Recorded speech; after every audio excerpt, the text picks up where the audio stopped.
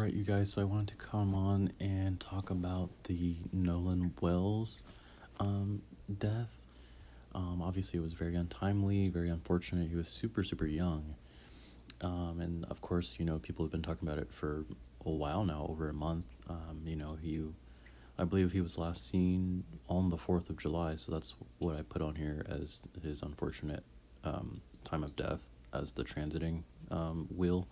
And then, of course, I put in his actual birth date, which is August 19th, 2007, which is insane that he was literally, in 2 days, he would have turned, I believe, 19. So incredibly young, very sad. So let's get into the chart here. So first things, it was interesting because all the stories that came out about him, everyone talked about how, especially his mom, she talked about how loving he was and how how much of a peacemaker he was. And I believe there were stories coming out about how he would break up fights or kind of stand up for other people. And I think that's so interesting, that I didn't even, there's no birth time available that I knew of online. And when I very first entered his information into my calculator, it went right to Libra rising. So I think that is potentially accurate, especially because Libra rising is known to kind of, maintain the peace and be a peacemaker and be kind of like a mediator between two opposing sides, and is known for fairness and, diplomacy.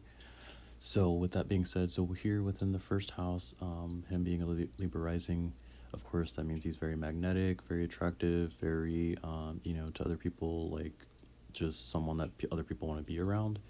And since his first house is in Libra, let's look for Venus, which would be his chart ruler. So his natal Venus is actually placed all the way around right here in his 11th house in Leo. And interestingly, it's conjunct with his Sun and Saturn, and Mercury is very, very close by. So what this is showing me here is that he has a larger than life personality, which totally goes with everything that all of his friends were saying. They're like, oh, we all loved him and he was so fun and so cool, and he was just a great guy all around.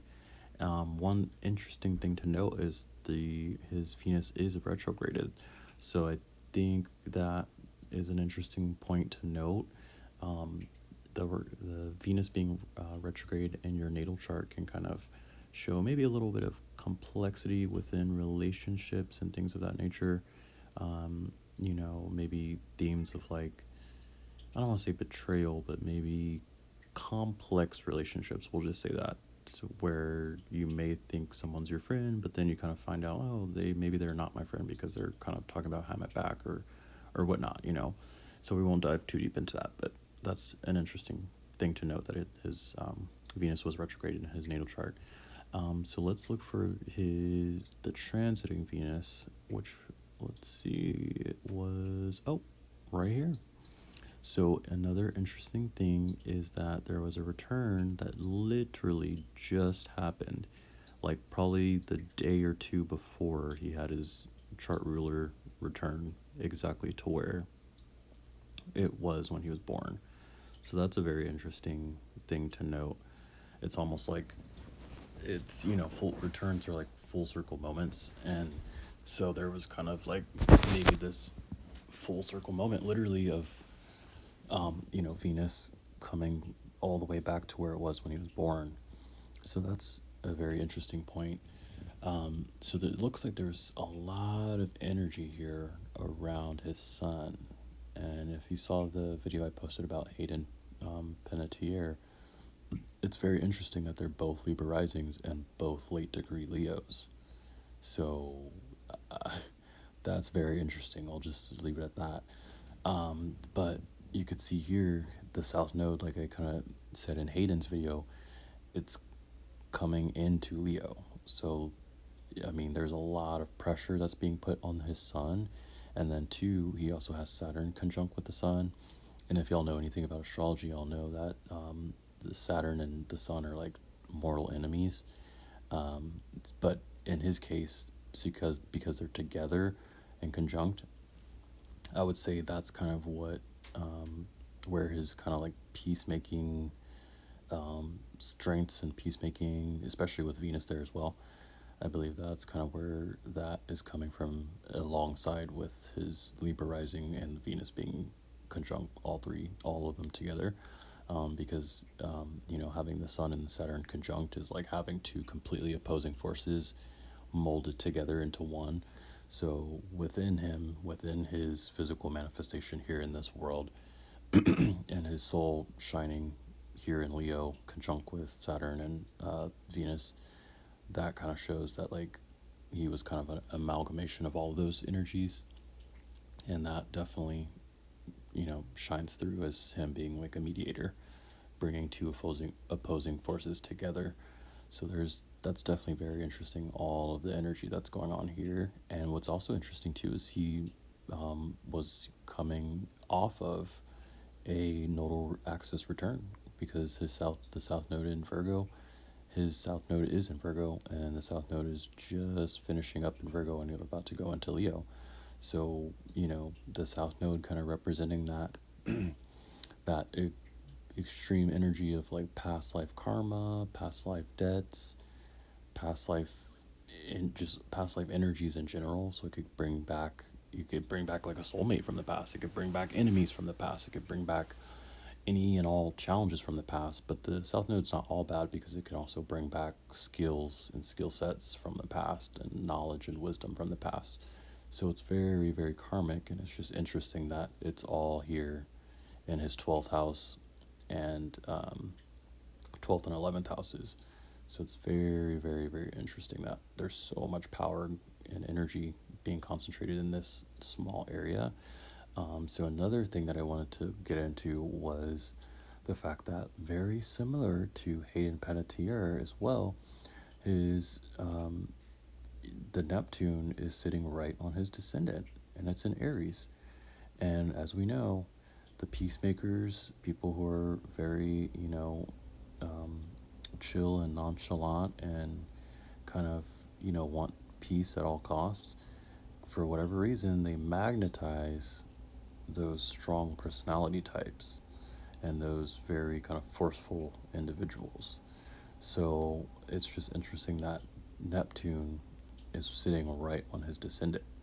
So to me, this is giving like him not really seeing, especially because the descendant, it just represents other people that you magnetize toward you, just based on who you are and your ascendant, you magnetize your descendant. So with Neptune sitting there, and Neptune representing like lack of clarity, or delusions, illusions, dreams, fantasies, it does represent drugs and alcohol and things like that. It's almost like he was not seeing, friends, his quote friends, clearly, or even their intentions clearly. And I think it's also interesting how there was so much coming out about him, not just him, but like his group of friends, how they were drinking, and there might have even been drugs involved. And I'm like, when I look at this and I see this Neptune here right on the descendant, I'm like, and opposite his ascendant, I'm like, yeah, I could definitely see some possible drug and alcohol use going on. And then let's not forget, Neptune does represent the oceans. And where did he pass away? You know? And then that kind of segues me into, well, first let's get into, so we're talking about Aries here. So let's see where his Mars is. So his natal Mars is in Gemini, and then interestingly enough, the transiting Mars was nearly conjunct with his natal Mars. And Mars in Gemini, Gemini kind of representing your close circle of friends, close circle of maybe even extended family, just like your local network. And then on top of that, transiting Mars was conjunct with Uranus, and Uranus is like complete, just things coming out of left field, just massive awakenings, or big, huge changes, sudden changes, things like that. So for all of that energy to be concentrated here, that's another very interesting dynamic. It's almost giving like there was definitely some type of misunderstanding, disagreement, misalignment with friends and associates and people, just people around him in general, and then that Mars energy showing up conjunct with his natal Mars in Gemini. I mean, and I think it's interesting too because Gemini does represent siblings, and all of his friends kept saying, "Oh, he was like a brother to us. He was like a brother to us." But then I see this Mars energy here within his Gemini, and his chart, and even in the transit, and I'm just like, oh, okay. There had to have been some major disagreement, fight amongst the friends. I mean, we even saw the videos come out with the fighting on the beach. So I just think that's very, very interesting, and of course needs to be noted. So there's that energy there. There is, there was some. Oh, so this is where I really wanted. It was interesting too. Of course, he died at sea, like in the ocean, and there's a lot of water energy going on in his chart as well. So he's natally a Scorpio moon. So very intense emotions, very, you know, kind of can be in his own world, but it seems like, but I think really that Sun in Leo really just shined so incredibly bright, especially with all the conjunctions that are here. But underneath it all, he was a pretty private guy, and kind of kept his emotions to himself, very, very deep emotions to himself. But if he was pushed to the limit, trust, he was definitely gonna push back with that Scorpio moon energy. And then it's interesting that the transiting moon was in Pisces, conjunct his natal north node. So there's definitely some emotional underlying something that happened. I think something or someone triggered his emotions in that moment. And I think it's interesting too, of course, the north node was then very close by to his natal north node, as we kind of discussed up here with the south node placement. So there was a lot of emotional, and then here's Uranus again, very close by, also retrograding. So there was something emotional involving, and then the sun here in Cancer and the water signs. There was almost like a little bit of a grand trine between the sun, the transiting sun in Cancer, trining his natal moon, trining the transiting moon conjunct his north node. So there was definitely some huge emotions going on that day. So something triggered him, or he may have triggered someone in some way, but that doesn't justify obviously any reason to die. But I think there was major emotions and major tension going on. So when I pulled a tarot card, I pulled kind of meditated on it a little bit, and I pulled the Five of Wands. So as we know, the wands represent fire, and then if you look at a picture of the Five of Wands, it's like five different individuals, all with their wands, and they're all fighting. So it represents conflict, it represents misunderstandings, miscommunications, so there was a lot going on that day. And like I said, even just based on the videos that we saw, there was that big fight on the beach. I mean, this was a very tense energy, and of course, there's really not a lot of answers. There's a lot of stories, there's a lot of, speculation, but there's really no concrete, information. And I think that really perfectly is encapsulated here by this Mercury that was transiting that day. It was in retrograde in Cancer with the sun. So I think people's their emotions were kind of overwhelming their recollection of what was happening. And also, whenever Mercury's in a water sign, it's always murky, especially if it's retrograde. So I think there was a lot of miscommunications, a lot of misunderstandings, a lot of conflict, as we see with all these fire placements, intense emotions with the water placements. There's intense placements with the air placements. So Pluto even was here in Aquarius still. It's still transiting. I mean, it'll be here for many years, but still, it was Pluto's directly trining Mars. So that's a big, Mars and Uranus and his natal Mars. So, that's explosive energy. So I think there was definitely some major conflict that happened, or that took place there. and we may never know what really happened, but the transit's definitely showing that there was a lot of tension, a lot of potential misunderstandings, miscommunications, very heightened emotions, and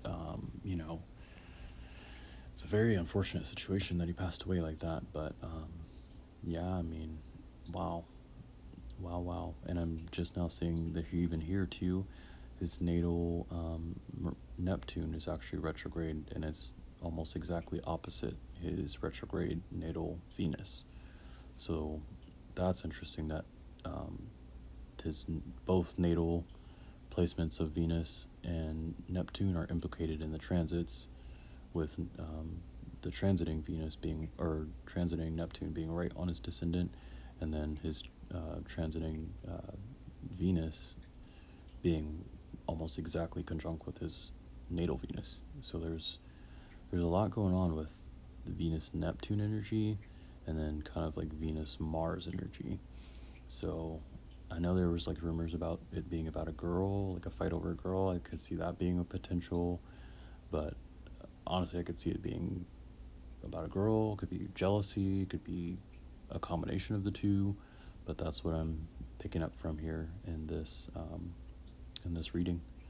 So of course, rest in peace to Nolan Wells. He would have been 19 this week, and unfortunately, this very tragic event happened around the 4th of July. So, wow.